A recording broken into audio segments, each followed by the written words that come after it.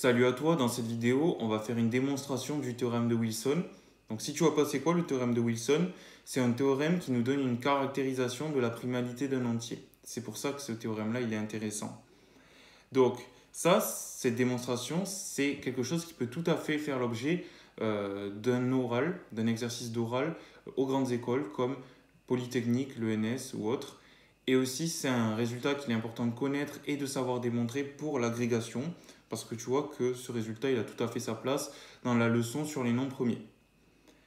Donc on va tout de suite commencer à démontrer ce théorème qui nous dit que si on se donne P un entier supérieur ou égal à 2, P est premier si et seulement si P moins 1 factoriel est congru à moins 1 modulo P. Donc on va commencer avec l'implication directe et on va supposer que P est premier.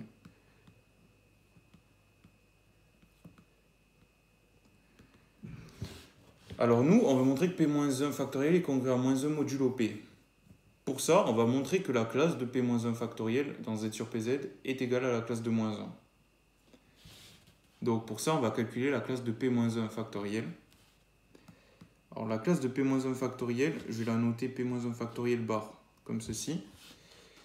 Et ceci, c'est égal à la somme pour K égale 1 à P-1 de K factoriel. Donc là, rien de surprenant, j'ai juste dit que la classe du produit, c'est le produit des classes. Ça, c'est juste par définition de la loi Foy sur Z sur NZ, justement. Maintenant qu'on a ça, on va tout simplement dire qu'en fait, ça, c'est le produit des éléments de Z sur PZ étoile. Ou Z sur PZ étoile, du coup, c'est Z sur PZ privé du 0. Donc le neutre de la loi plus.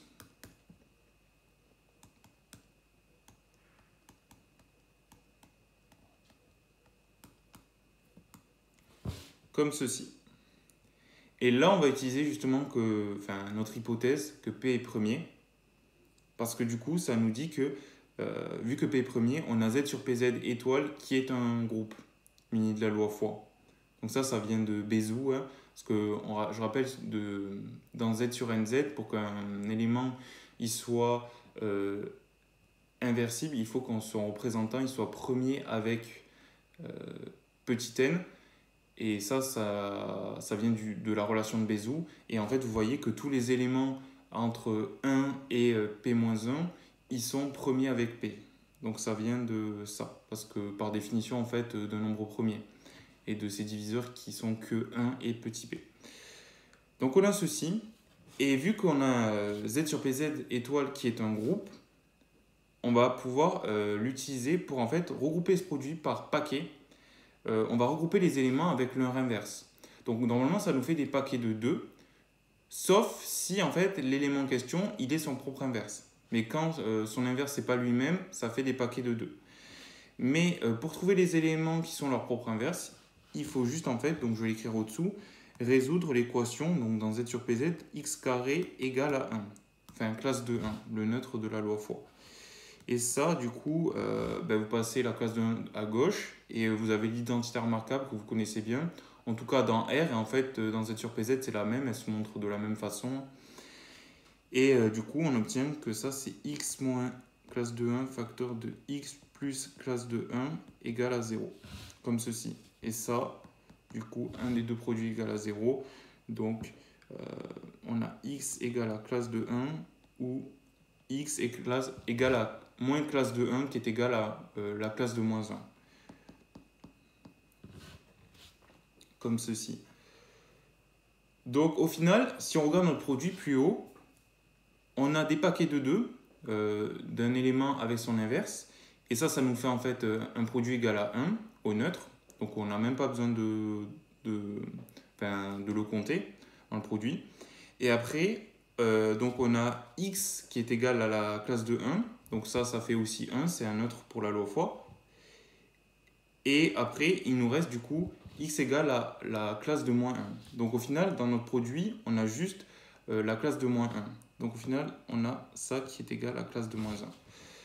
Comme ceci. Ben voilà, on a fini parce qu'on voulait montrer que la classe de P-1 factoriel est égale à la classe de moins 1 dans Z sur PZ. Et en fait, ça, c'est exactement équivalent à notre congruence. Donc, on a montré l'implication directe. Maintenant, on va montrer la réciproque. Et on va supposer notre congruence. Donc supposons que P-1 factoriel est congru à moins 1 modulo P. Ok. Et nous, du coup, on vous montrer que P est premier. Alors pour ça, on va se fixer un diviseur petit d de P et on va le prendre entre 1 et P-1 dans les entiers de 1 à P-1. Donc soit d appartenant à l'intervalle entier 1 P-1 tel que d divise P, comme ceci. Si on montre que d égale 1, on est bon parce que du coup P aura pour diviseur uniquement 1 et lui-même, donc il sera premier. Donc là, tu as déjà sûrement vu la solution, parce que c'est assez immédiat. On a D qui divise P, ça c'est bon, et on a D qui divise P-1 factoriel, parce qu'il il est dans le produit qui définit la factorielle, vu qu'il est entre 1 et P-1. Donc au final, on va voir que D divise 1, donc D égale 1, et voilà, on conclut le résultat.